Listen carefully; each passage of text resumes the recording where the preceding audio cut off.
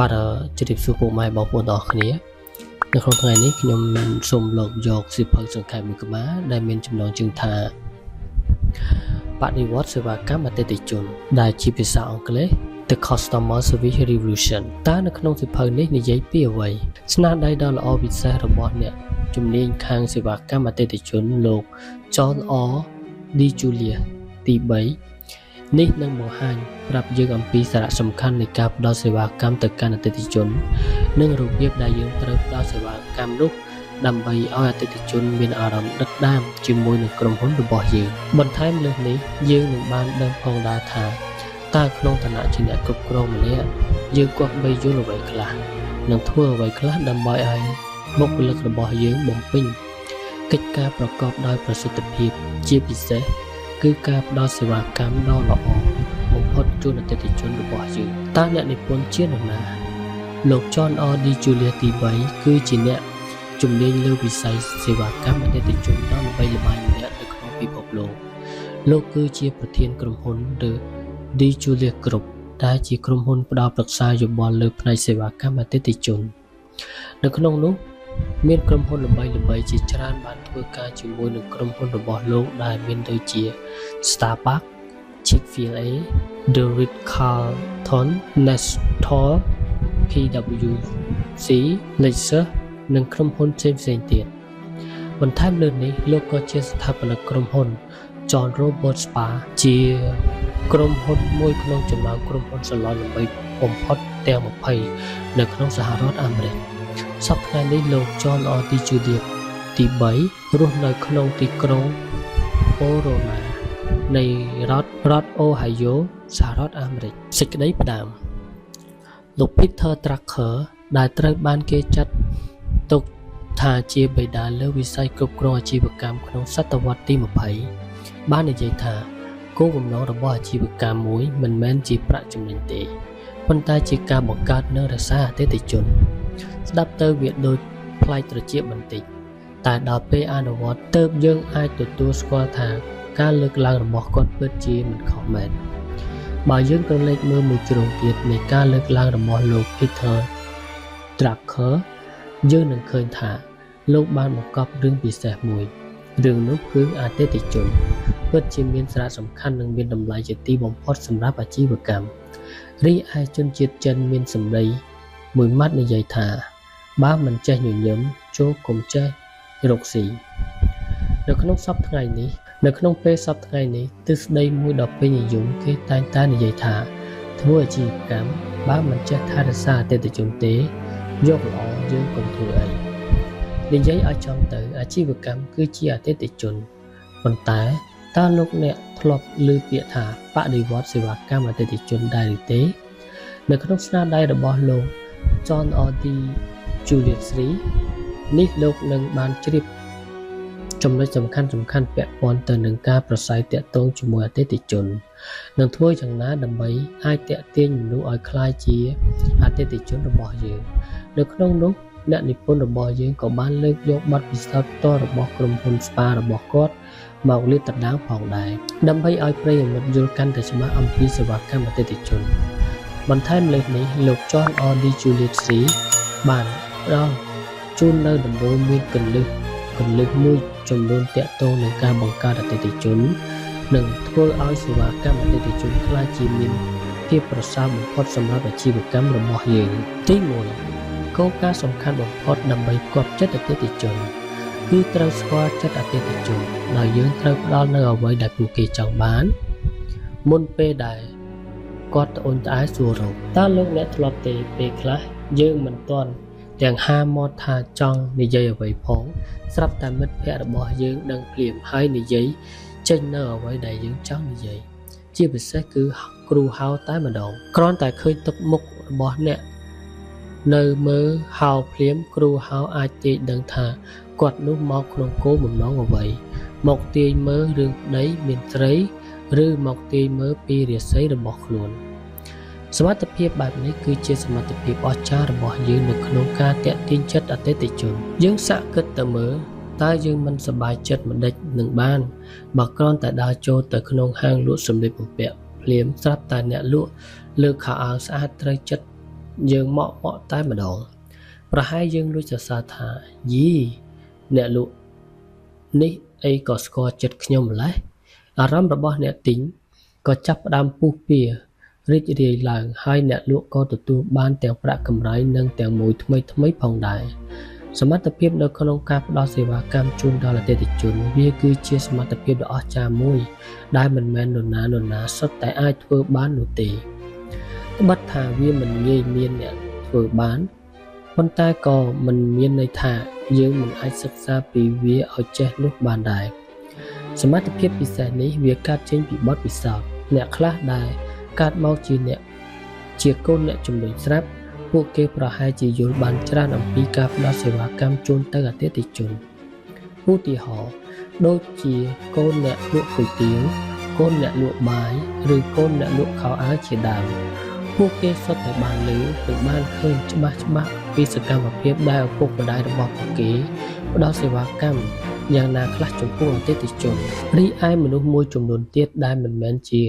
កូនអ្នកធ្វើអាជីវកម្មគឺអាចចេះជំនាញផ្ដល់សេវានេះតាមរយៈការសិក្សារៀនសូត្រសម្រាប់អ្នកធ្វើការពាក់ព័ន្ធនឹងវិស័យសេវាកម្មការផ្ដល់សេវាកម្មជូនអតិថិជនមិនមែនមានលក្ខណៈដូចគ្នាពីក្រុមហ៊ុនមួយទៅក្រុមហ៊ុនមួយផ្សេងទៀតនោះទេ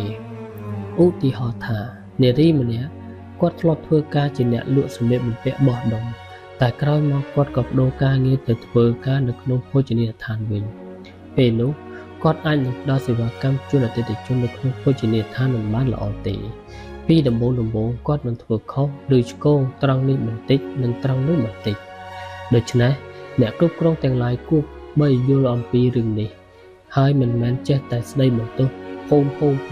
នោះឡើយដល់ពេលធ្វើយូរទៅនារីម្នាក់នោះនឹងអាចយល់ចិត្តអតិថិជនហើយក៏មានសមត្ថភាពផ្ដល់សេវាកម្មល្អជូនដល់ភ្ញៀវរបស់ភោជនីយដ្ឋាន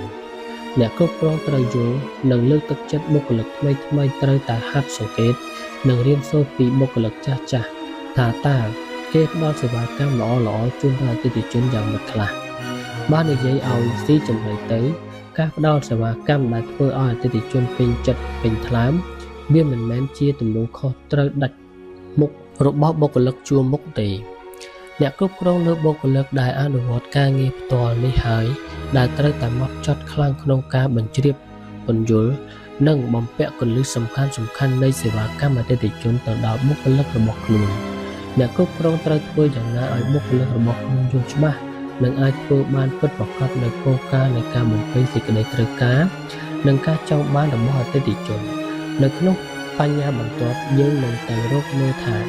តើធ្វើយ៉ាងណាទើបយើងអាចឆក់យកបេះដូងរបស់អតិថិជនបានបើចង់បានបេះដូងរបស់អតិថិជនយើងត្រូវឲ្យអតិថិជនវាតម្លៃផលិតផលរបស់យើងហើយបន្ទាប់មកដោយពឹងផ្អែកលើព័ត៌មាននៃការវាយតម្លៃនេះ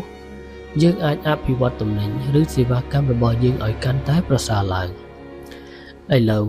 យើងមកពិនិត្យមើលឧបករណ៍បច្ចេកវិទ្យាដ៏ពេញនិយមមួយគឺ Smartphone តើមូលហេតុអ្វីបានជា Smartphone ជាពិសេសគឺ iPhone ក្លាយជាឧបករណ៍បច្ចេកវិទ្យាដែលគេជក់ចិត្តប្រើម្លេះចម្លើយគឺមកពីប្រឌិតករដូចជាលោក Steve Jobs ជាដើមបានយល់ដឹងពីការចង់បានរបស់អ្នកប្រើប្រាស់ Steve Jobs បានបង្កើតឬនិយាយឲ្យចំទៅគឺគាត់បានធ្វើបដិវត្តរបៀបប្រើប្រាស់ទូរស័ព្ទរបស់មនុស្សគាត់បានបង្កើតនៅអ្វីដែលជាក្តីសុបិនរបស់អ្នកប្រើប្រាស់ទូរស័ព្ទដូច្នេះហើយទើប Smartphone ជាពិសេសសមិទ្ធផលរបស់លោក Steve Jobs បានទទួលជោគជ័យជាខ្លាំងភ្លុកទឹកភ្លុកដីជោគជ័យនេះគឺកើតចេញពីភាពមិនអាចខ្វះបានរបស់អ្នកប្រើប្រាស់ចំពោះទំនិញឬសេវាកម្មដែលបង្កើតឡើងដោយលោក Steve Jobs បើមិនជឿយើងអាចពិសោធន៍ខ្លួនឯងបានយើងសាក់រស់នៅដោយគ្មានទូរស័ព្ទ Smartphone 2-3 ថ្ងៃទៅមើលតើយើងនឹងមានអារម្មណ៍បែបណាយើងប្រកាសជាពិបាកក្រហល់ក្រហាយនៅមិនសុខជាមិនខានប៉ុន្តែយើងគួរដឹងថាការបំពេញចិត្តអតិថិជនដោយការផ្ដល់ទំនិញឬសេវាកម្មល្អៗគឺជាជោគជ័យពាក់កណ្ដាលផ្លូវប៉ុណ្ណោះបើចង់ជោគជ័យយូរអង្វែងយើងត្រូវតែបន្តតាមដានមើលពីស្ថានភាពនៃការប្រើប្រាស់ទំនិញឬសេវាកម្មរបស់អតិថិជនយើងត្រូវតែដឹងថាតើពួកគេមានការពេញចិត្តដែរឬទេឬមានការពេញចិត្តកម្រិតណា នៅពេលដែលពួកគេបានប្រើប្រាស់ផលិតផលរបស់យើងជម្រើសល្អបំផុតដើម្បីទទួលបានព័ត៌មានត្រឡប់ពីអតិថិជនយើងគួរបីឲ្យពួកគាត់វាយតម្លៃមកលើផលិតផលរបស់យើងការវាយតម្លៃបានកាន់តែច្រើនយើងមានព័ត៌មានកាន់តែច្រើនដែរទាក់ទងនឹងគុណភាពផលិតផលរបស់យើងបន្ទាប់មកគឺព័ត៌មានទាំងអស់នេះហើយដែលជាធាតុសំខាន់បំផុតសម្រាប់យើងយកទៅអភិវឌ្ឍនិងផ្លាស់ប្ដូរផលិតផលរបស់យើងឲ្យកាន់តែប្រសើរនៅក្នុងការផ្គប់ចិត្តអតិថិជននាពេលខាងមុខឧទាហរណ៍ដូចជាក្រុមហ៊ុន Zappos ដែលជាក្រុមហ៊ុនលក់ស្បែកជើងអនឡាញដ៏ល្បីមួយលំដាប់ពិភពលោកការលក់ស្បែកជើងតាមរយៈអនឡាញនេះវាមានការលំបាកសម្រាប់អ្នកទិញណាស់ពីព្រោះថាអត់បានប៉ះអត់បានលោមើលមិនដឹងថាទំហំត្រូវនឹងជើងឬអត់ហើយមិនដឹងថាពាក់ទៅស្អាតឬមិនស្អាតដូច្នេះក្រុមហ៊ុនមានដំណោះស្រាយមួយគឺអតិថិជនអាចទេទៅសួរបុគ្គលិកផ្នែកផ្ដល់យោបល់ពួកគេនឹងណែនាំអតិថិជនរបស់ខ្លួនដោយធ្វើយ៉ាងណាឲ្យស្បែកជើងដែលអ្នកទិញបានទិញទៅនឹងពាក់ត្រូវទំហំជើងនិងសមនឹងជើងទៀតផងបន្ទាប់មកអតិថិជនអាចដាក់ពិន្ទុទៅឲ្យបុគ្គលិកដែលធ្វើការណែនាំនោះពិន្ទុពេញគឺ 100% ហើយប្រសិនបើពិន្ទុណាទទួលបានពិន្ទុក្រោម 50% ជាមធ្យមនៅក្នុងមួយខែបុគ្គលិកនោះនឹងត្រូវទទួលការបណ្ដុះបណ្ដាលបន្ថែមទៀតពាក់ព័ន្ធនឹងរបៀបណែនាំអតិថិជនទី3យើងត្រូវបញ្ជាសម្ដីឬកាយវិការដែលធ្វើឲ្យប៉ះពាល់ដល់អារម្មណ៍អតិថិជនព្រមទាំងបុគ្គលិករបស់យើងដើម្បីបង្កើតឲ្យមានបរិយាកាសរីករាយនៅពេលដែលផ្ដល់សេវាកម្មមុននឹងចូលដល់សាច់រឿងជ្រៅសូមលោកអ្នកឆ្លើយនឹងសំណួរមួយសិនឧបមាថាយើងកំពុងតែនិយាយរឿងកំប្លែងឲ្យមិត្ត 3-4 នាក់ស្ដាប់ប៉ុន្តែពេលយើងកំពុងនិយាយនោះម្នាក់ងាកទៅលិចម្នាក់ងាកទៅកើតហើយអ្នកខ្លះអង្គុយឆ្កឹះអាចក្រចកធ្វើហើយពេលមើលឃើញអញ្ចឹងតើយើងនៅមានអារម្មណ៍និយាយរឿងបន្តទៀតទេប្រហែលជាអត់ទេកាយវិការគឺជាចំណុចសំខាន់សម្រាប់ឲ្យយើងដឹងពីប្រតិកម្មរបស់មនុស្សដូច្នេះនិយាយពីសាច់រឿងមួយនេះបុគ្គលិកដែលជាអ្នកផ្ដល់សេវាកម្មជូនអតិថិជនត្រូវតែយល់ដឹងនិងមានការប្រុងប្រយ័ត្នបំផុតដោយមិនត្រូវប្រើពាក្យសម្ដីឬកាយវិការមិនសមរម្យណាមួយចំពោះអតិថិជនឡើយអ្វីដែលគួរតែប្រុងប្រយ័ត្នបំផុតនោះគឺការបំពេញតាមតួនាទីឬគោលការណ៍ប៉ុន្តែវាបែរជាធ្វើឲ្យប៉ះពាល់ដល់អារម្មណ៍ភ្ញៀវដោយមិនដឹងខ្លួនឧទាហរណ៍បុរសម្នាក់បានទៅស្នាក់នៅក្នុងសន្តាគារមួយនៅពេលរសៀលគាត់បានចេញទៅជួបមិត្តភ័ក្តិរបស់គាត់ហើយរហូតទាល់តែប្រលប់ទើបគាត់ត្រឡប់មកសន្តាគារវិញប៉ុន្តែពេលមកដល់សន្តាគារក៏ស្រាប់តែបុគ្គលិកទទួលភ្ញៀវហៅគាត់ទៅ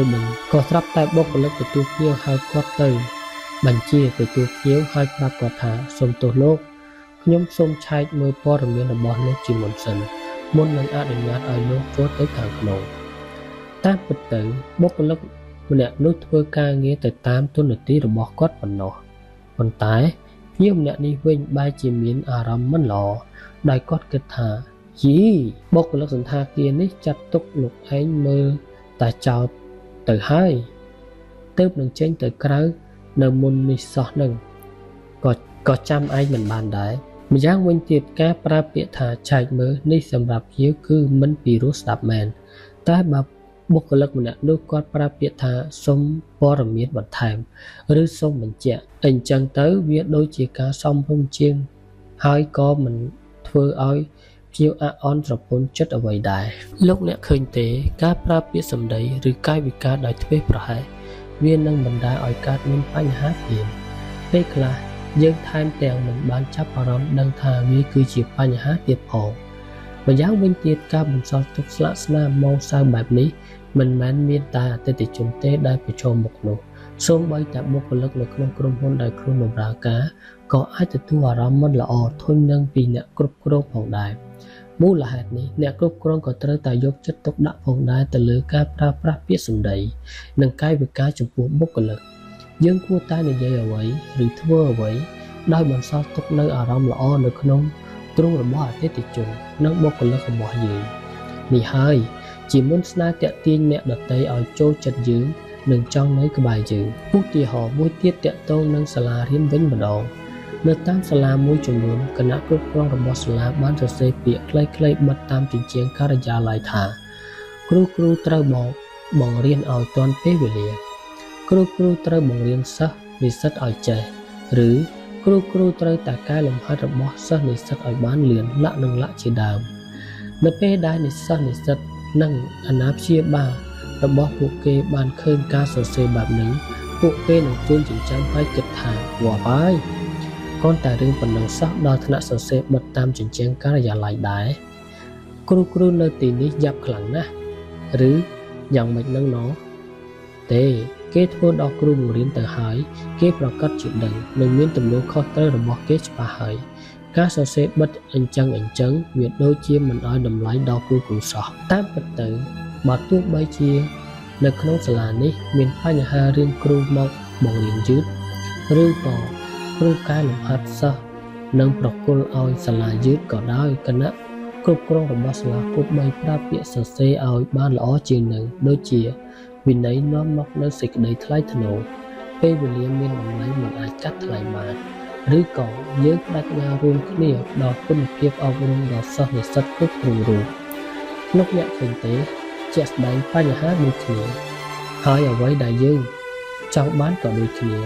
ប៉ុន្តែឥទ្ធិពលនៃការប្រើពាក្យសរសេរគឺវាមិនដូចគ្នានោះទេសម្រាប់ការសរសេរផ្នែកទី1នឹងធ្វើឲ្យគ្រូសិស្សនិស្សិតនិងអាណាព្យាបាលទាំងឡាយមានអារម្មណ៍មិនរីករាយទេប៉ុន្តែពួកគេបែរជាមានទំនុកចិត្តនិងការមានអារម្មណ៍ល្អនៅពេលបានអានប្រយោគនៅផ្នែកទី2ទី4យើងត្រូវបំពេញចក្ខុវិស័យនៃការផ្ដល់សេវាកម្មល្អបំផុតជូនដល់អតិថិជនទៅឲ្យបុគ្គលិករបស់យើងដើម្បីបំផុសទឹកចិត្តពួកគេឲ្យអនុវត្តកិច្ចការបានល្អប្រសើរជាលំដាប់ក្រុមហ៊ុនអាជីវកម្មជាច្រើនតែងតែបង្កើតចក្ខុវិស័យនិងសរសេរវាចេញមកដើម្បីឲ្យបុគ្គលិកគ្រប់រូបបានឃើញនិងទន្ទេញជាប់នៅក្នុងចិត្តភាគច្រើនចក្ខុវិស័យរបស់ក្រុមហ៊ុនអាជីវកម្មទាំងនោះត្រូវបានគេសរសេរបិទភ្ជាប់នៅកន្លែងធ្វើការនិងនៅលើផលិតផលរបស់ខ្លួនដើម្បីជាការដាស់ស្មារតីឲ្យបុគ្គលិកប្រឹងប្រែងធ្វើការដោយដើរលើគន្លងចក្ខុវិស័យនោះលោកអ្នកប្រកាសជាបានជ្រាបមិនខានថាអ្វីដែលជាចក្ខុវិស័យសម្រាប់ក្រុមហ៊ុនមួយចក្ខុវិស័យគឺជាអ្វីដែលក្រុមហ៊ុននីមួយៗត្រូវប្រតិបត្តិការចង់ឈានទៅសម្រេចនៅពេលសរសេរចេញមកវាមិនមែនជាការពិបាកប៉ុន្មានទេតែដល់ពេលធ្វើសកម្មភាពឬចេញជាបេសកកម្មដើម្បីឆ្ពោះទៅសម្រេចចក្ខុវិស័យទើបវាជាការពិបាកខ្លាំងហើយដូច្នេះហើយទើបអ្នកគ្រប់គ្រងត្រូវតែបំពាក់ចក្ខុវិស័យរបស់ក្រុមហ៊ុនខ្លួនទៅឲ្យបុគ្គលិកគ្រប់រូបហើយជំរុញលើកទឹកចិត្តពួកគេឲ្យធ្វើកិច្ចការដើម្បីយើងអាចសម្រេចក្តីសុបិនរួមរបស់ក្រុមហ៊ុនបន្ថែមលើចក្ខុវិស័យរួមរបស់ក្រុមហ៊ុនអ្នកគ្រប់គ្រងត្រូវតែបង្កើតចក្ខុវិស័យដោយឡែកមួយសម្រាប់សេវាកម្មអតិថិជនរបស់ខ្លួនចំពោះចក្ខុវិស័យមួយនេះរឹតតែតម្រូវបុគ្គលិកចងចាំនិងអនុវត្តឲ្យបានជាប់ជាប្រចាំអតិថិជនរបស់យើងនឹងរីករាយសប្បាយចិត្តនៅពេលដែលពួកគេឃើញប្រយោគបិទនៅលើទំនិញដោយ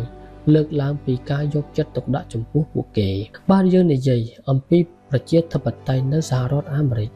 យើងក៏នឹងឃើញកាន់តែច្បាស់ថាសូម្បីតែនៅក្នុងបរិបទនយោបាយក៏មានប្រយោគដែលឆ្លុះបញ្ចាំងអំពីចក្ខុវិស័យរបស់ប្រទេសជូនចំពោះប្រជាជនផងដែរតួយ៉ាងដូចជាប្រយោគរដ្ឋាភិបាលរបស់អាមេរិកជារដ្ឋាភិបាលដែលបង្កើតឡើងដោយប្រជាជនជារបស់ប្រជាជននិងដើម្បីប្រជាជន by people of people for people នៅពេលដែលប្រជាជនអាមេរិកបានអានប្រយោគមួយនេះពួកគេមានអារម្មណ៍ពេញចិត្តនិងជឿជាក់ចំពោះរដ្ឋាភិបាលរបស់ខ្លួនសម្រាប់ក្រុមហ៊ុនអាជីវកម្មវិញយើងក៏អាចធ្វើដូចគ្នាបានដែរនៅពេលដែលបុគ្គលិកនៅក្នុងអង្គភាពទាំងមូលបានជ្រួតជ្រាបអំពីចក្ខុវិស័យរួមនិងបេសកកម្មដែលត្រូវបំពេញសម្រាប់អតិថិជនរបស់ខ្លួននោះអង្គភាពនឹងមានដំណើរការទៅមុខពោពេញដោយថាមពលដោយយោងទៅលើបទពិសោធន៍ពាក់ព័ន្ធនឹងការសរសេរចក្ខុវិស័យអ្នកនិពន្ធរបស់យើងបានលើកឡើងថានៅក្នុងប្រយោគចក្ខុវិស័យយើងគួរ3បង្ហាញធាតុផ្សំ3ធំទី1យើងត្រូវបង្ហាញពីទំហំឬបរិមាណសេវាកម្មដែលក្រុមហ៊ុនរបស់យើងនឹងផ្ដល់ជូនអតិថិជនទី2យើងត្រូវបង្ហាញអំពីរបៀបនៃការផ្ដល់សេវាកម្មជូនទៅអតិថិជនរីឯទី3 យើងត្រូវបង្ហាញពីការផ្ដល់ឲ្យដែលហួសពីការរំពឹងទុករបស់អតិថិជនចំណុចទី3នេះហើយវាគឺជាគន្លឹះដែលធ្វើឲ្យអតិថិជនរបស់យើងរំភើបចិត្តព្រមទាំងត្រេកអរនឹងអ្វីដែលក្រុមហ៊ុនរបស់យើងបានផ្ដល់ជូនពួកគាត់ឧទាហរណ៍អ្នកនិពន្ធរបស់យើងបានសរសេរចេញនូវចក្ខុវិស័យមួយរបស់ក្រុមហ៊ុនដែលគាត់ផ្ដល់ការប្រឹក្សាយោបល់ប្រយោគនោះគឺដើម្បីឲ្យអតិថិជនមានការសម្រេចចិត្តបានត្រឹមត្រូវក្រុមហ៊ុនយើងខ្ញុំមានអ្នកជំនាញច្បាស់លាស់ជាក្រុមហ៊ុនលំដាប់ពិភពលោកព្រមទាំងអាចផ្ដល់ផលិតផលជូនលោកអ្នកនៅគ្រប់ទិសទីនិងគ្រប់ពេលវេលាផ្នែកទី1យើងចង់បញ្ជាក់ថាក្រុមហ៊ុនយើងផ្ដល់សេវាកម្មដ៏ល្អពិសេសអមជាមួយនឹងដំណោះស្រាយល្អបំផុតនៅផ្នែកទី2យើងចង់បង្ហាញថា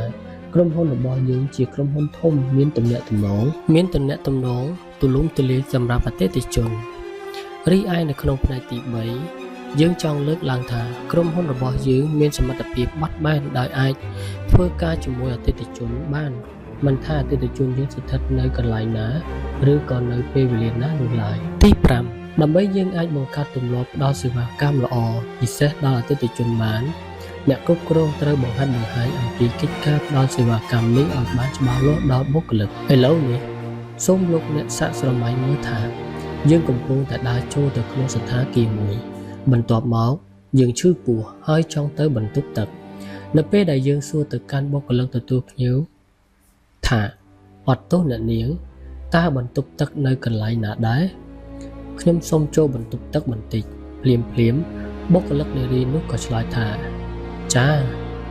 លោកដើរទៅតាមផ្លូវនេះរួចបត់ស្ដាំប្រហែលជា10ម៉ែត្រហើយលោកមើលទៅខាងក្រៅសួននោះលោកនឹងឃើញបន្ទប់ទឹកហើយគ្រាន់តែស្ដាប់ចាប់ការរៀបរាប់របស់នាងយើងឯនេះប្រហែលក៏បាត់ឈឺពោះទៅហើយហេងសយយើងដើរទៅរកបន្ទប់ទឹកនោះមិនឃើញទៀតផងការផ្ដល់សេវាកម្មបែបនេះមិនមែនជាការសមរម្យទេអ្នកគ្រប់គ្រងត្រូវតែបង្ហាត់បុគ្គលិកឲ្យចេះណែនាំផ្លូវដល់ភ្ញៀវ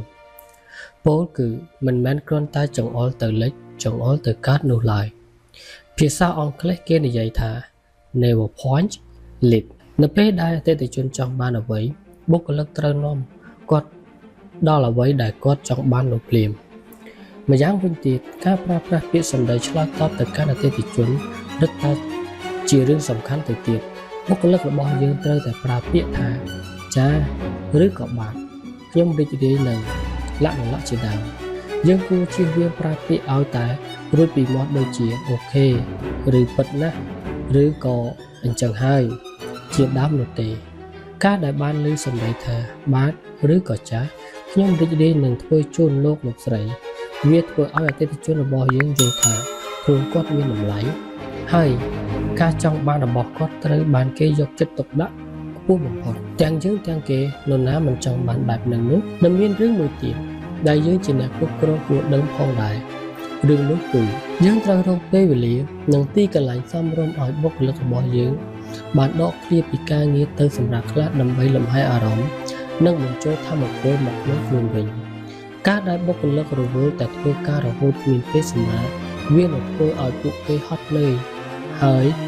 បើហត់នឿយហើយនោះបុគ្គលិកយើងនឹងគ្មានអារម្មណ៍ឯណាទៅបម្រើភ្ញៀវឲ្យគេពេញចិត្តបានឡើយដូច្នេះពួកគេត្រូវការសម្រាកពីព្រោះថាកាលណាមានអារម្មណ៍ល្អបុគ្គលិកក៏សម្ដីនិយាយផ្អែមពីរោះជាមួយអតិថិជនដែរប៉ុន្តែការសម្រាកនេះយើងក៏ត្រូវតែប្រយ័ត្នផងដែរប្រយ័ត្នយ៉ាងម៉េចឧទាហរណ៍បុគ្គលិកមិនត្រូវចេញទៅជក់បារីបង្ហុយផ្សែងទ្រលោមឲ្យអតិថិជនឃើញនោះទេការធ្វើបែបនេះត្បិតតែអាចឲ្យបុគ្គលិកសម្រាកមែនតែវាបែរជាធ្វើឲ្យអតិថិជនរបស់យើងមើលឃើញថាភាពគ្មានសណ្ដាប់ធ្នាប់ឬភាពមិនសមរម្យរបស់បុគ្គលិកទៅវិញម្ល៉េះហើយ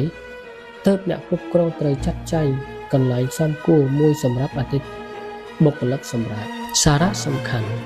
នៅពេលបច្ចុប្បន្ននេះអតិថិជនមានជម្រើសច្រើនណាស់នៅក្នុងការទិញទំនិញឬសេវាកម្មនៅតាមបណ្ដាក្រុមហ៊ុនអាជីវកម្មម្ល៉េះហើយក្រុមហ៊ុនអាជីវកម្មមិនអាចគ្រាន់តែហុចទំនិញដល់ដៃអតិថិជនហើយក៏គិតថារួចខ្លួននោះទេអតិថិជនត្រូវការយកចិត្តយកថ្លើមនឹងការផ្ដល់តម្លៃដល់ខ្លួនផងដែរបន្ថែមពីលើអ្វីដែលពួកគេបានទិញដូច្នេះ អ្នកគ្រប់គ្រងក្រុមហ៊ុនត្រូវយល់ឲ្យបានច្បាស់ពីការផ្ដល់សេវាជូនអតិថិជនរបស់ខ្លួនឲ្យបានល្អបំផុតការផ្ដល់សេវាកម្មនេះទៀតសោតយើងមិនមែនគ្រាន់តែផ្ដោតទៅលើអតិថិជនតែម្យ៉ាងនោះឡើយយើងក៏ត្រូវតែយកចិត្តទុកដាក់ផងដែរទៅលើបុគ្គលិករបស់យើងត្រូវបណ្ដុះបណ្ដាលនិងបំពាក់ចំណេះដឹងផ្នែកសេវាកម្មអតិថិជនដល់បុគ្គលិករបស់យើងនិងលើកទឹកចិត្តពួកគេឲ្យប្រឹងប្រែងបំពេញកិច្ចការដើម្បីឲ្យអតិថិជនរបស់យើងជឿជាក់និងនៅជាមួយយើងបានយូរអង្វែងជាចុងក្រោយនេះក៏សូមអរគុណដល់ពុកម៉ែបងប្អូនអរគ្នាដែលបានចំណាយពេលក្នុងការតាមដានស្ដាប់នៅខ្សែអាត់សំឡេងសៀវភៅសង្ខេបមួយក្បាលដែលមានចំណងជើងថា The Customer Service Revolution ដែលជាភាសាខ្មែរ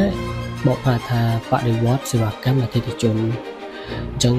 ក៏សូមអរគុណដល់ពុកម៉ែបងប្អូនជាចុងក្រោយក៏សូម